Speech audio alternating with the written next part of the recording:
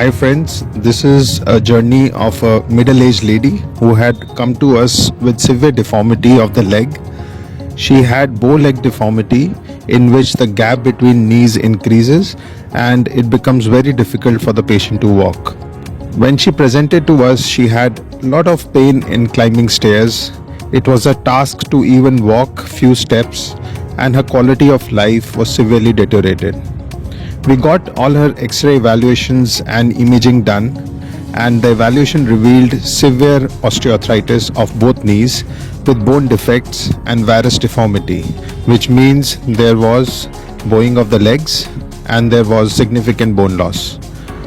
We did technology assisted robotic augmented reality knee replacement, and we were able to correct her alignment to neutral and were restored her balance of both her knees using technology. Within 24 hours of surgery, she was able to walk with a walker. Within 48 hours, she was climbing stairs and was easily mobilizing independently. She came to us for follow-up after a week and then 2 weeks, walking independently, having a restored alignment and a new confidence. She went on to have uneventful recovery with full knee movements and painless mobility. Her stitches were removed at 2 to 3 weeks follow-up and the wound healed beautifully.